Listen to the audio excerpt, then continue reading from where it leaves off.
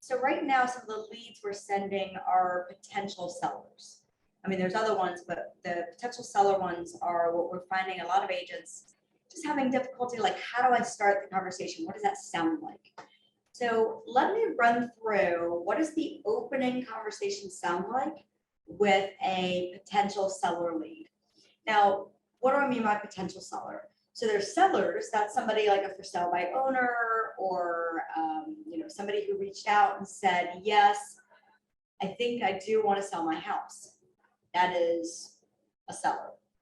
Potential sellers are every homeowner everywhere who has built up enough equity and that we haven't talked to yet, who we don't know if they're looking to sell or not. Typically, if you go into a neighborhood and that neighborhood, let's say, has 100 homes, there's probably one or two who are sitting around dinner table type, thinking about, do we want to see what our home is worth? Do we want to take advantage of the market? Do we want to sell it? And it's usually the agents who find those needles in a haystack, who end up building a relationship to then help them for when they're ready. So those are the potentials, right? We don't know if they're going to sell. We don't know if they want to sell. We don't know when.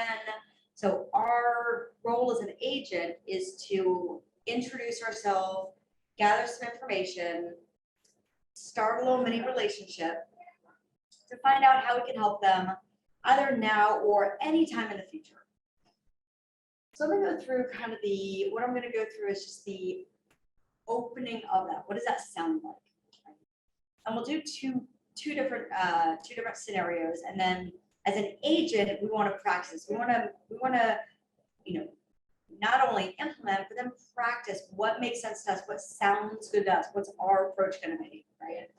A really great way to practice this is actually to write out your own personal script. Write out what do you want to say, and then just keep reading it over and over again.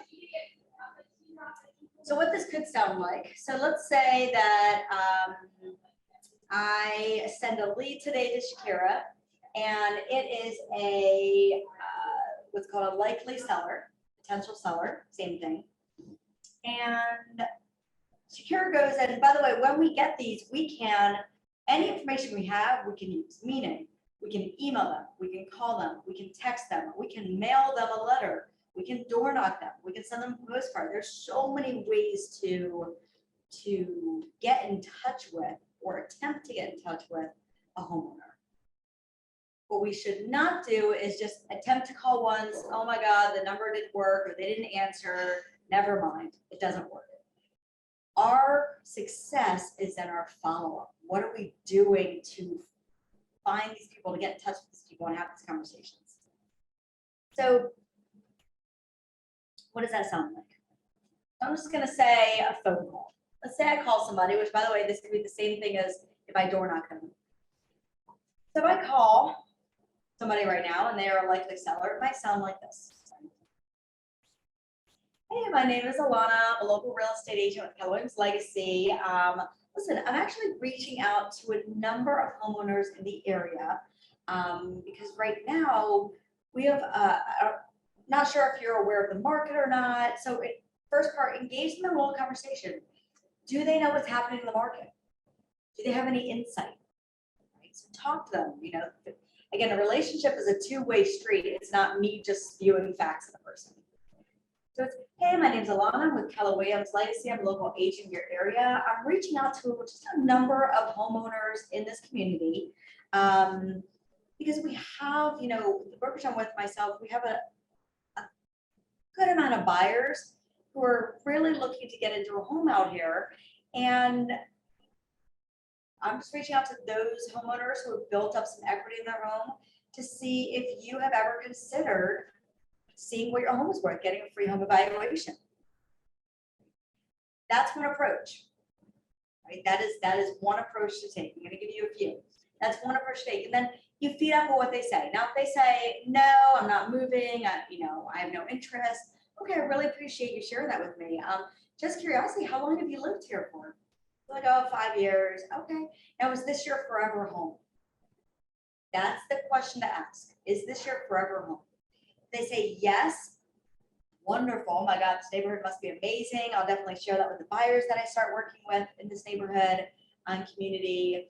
Listen, I would love to, you never know what neighbors you come across that might be looking to sell. I would love to just share with you my information. So that way, if you come across anyone, I'd love to help them, right? What's the best email for you? And I will email over all my information to you today. It's just coming from me, it's not spam, right? So it's capturing their information to do something with. Now, if they say, well, you know, we're not in our forever home, we might think about moving at some point, but definitely not this year. Okay, awesome. Well, you know, I would still love to work up a home evaluation for you. Let me ask you, if you know, when in the future you do decide to move, where would you move to? Would it be still in Maryland or somewhere different? Now here, what we're doing is we're just gathering information. That's all we're doing. We're just gathering data that we can use down the road. So they might say, well, we're going to do it next year when our kids graduate. Oh my God, how many kids? That's exciting. You know, are they, you know, what are their plans, right? Again, conversation. Focus on the person. Listen to what they're saying. And they're like, well, you know, we're not going to do anything till we retire, you know, in 4 years. Awesome. Well, listen, I would love to just stay in touch with you. I'd love to provide you with just updated market information. It's just coming from me, nobody else. If you don't like it, just, you know, click delete or unsubscribe. What's the best email for you that I can send that to? And again, it's just coming from me. If you have any questions on it, you can reach out. So again, we're capturing information. So on a call, we have a few, when we're talking to somebody, we have a few goals. The very first goal is to learn if they are or are not motivated as a buyer or seller, gather some information, and hopefully, first goal, move them to the next step. If it's a buyer, that next step might be talking to a lender. If it's a seller, the next step is setting an appointment, going out to see them. So that's goal number one. Now, if goal number one is not possible, meaning they're not motivated, they're not ready, it's going to be like a 2 or 3 years out, then goal number two is, who do they know? Okay, well, I'd love to keep in touch with you, and who do you know in this neighborhood that I could be talking to help out some of these buyers? Who do you know that maybe they're fixing up their house, maybe they're doing some things that shows they might be selling, right? So we're getting the who do you know. The second goal of that conversation is, do they know someone? Can we get a referral? The third goal of that conversation is just capturing their information. We don't want to just simply hand them a business card because it will just go right in the trash. And we're just taking our money that we spent on business cards and put it in the trash. So either we can have an electronic business card and be like, hey, let me text you all my information right now. Or let me email you all my information right now. Or we can capture their email to email them their information, right? Our contact information, which by the way, definitely do within 24 hours so they remember you. So again, first goal, see if they're motivated, build a relationship, see if we can set an appointment. If that's a no and they're not ready yet, second goal is, who do they know? Let's try to capture a referral. Third goal, get their information. What do we need? Do we need their email address? If we're on the phone, we already have their phone number. What type of information do we need to start marketing to them, to start staying top of mind using command to help them when they're ready in the future? And then finally, what information have you gathered to go back and put their information in the system, which it should already be in there in command, put notes in there, and set yourself a task. What I mean by that is, if a person's interested, so good rule of thumb is, if somebody has an interest now to 3 months from now, it means we need to move now. We need to set an appointment, we need to work with them. Because now to 3 months from now means they are hot. If they are 4 to 12 months out, they're a nurture, which means we put them in the system, we put notes, but then We follow up with them every single month. We touch base. Hey, how's it going? How's your summer been? Do anything fun? Listen, I just want to follow up. Are we still on track for March of next year? Anything change? But our follow-up for somebody who's 4 or 12 months out is every single month at least once, because the month that we don't reach out is the month they actually do something. If we talk to a person, or when we talk to a person who is further out, they are a year and a half, 2 years, 3 years out, we still love those people just the same, because the years pass by fast and we're still going to be in the industry. So let me gather some information, put them on a SMART plan, monthly neighborhood nurture in command. So every month they are seeing and staying top of mind with my information, with our information as their agent, their future agent. And then doing little things, mailing them a holiday card, touching base with them once a quarter.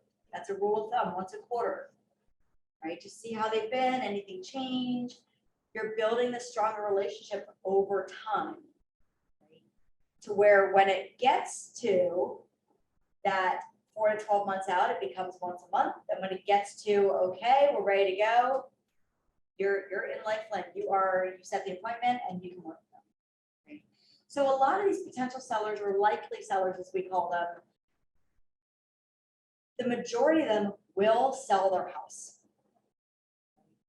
Most people, traditionally, this is a nationwide stat, do something every 3 to 5 years. Buy or sell every 3 to 5 years. So if you talk to someone who said, I just moved in the house a year ago, and they're like, no, I'm super happy. I moved here last year.